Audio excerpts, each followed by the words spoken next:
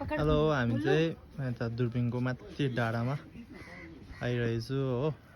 यस्तो दामी देखिरहेछ आजको भ्यू चाहिँ हेर्नुहोस् हो।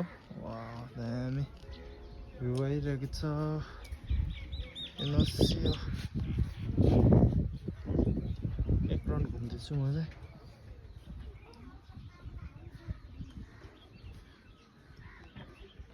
हेर्नुहोस्, यता त दामी देख्दो रहेछ।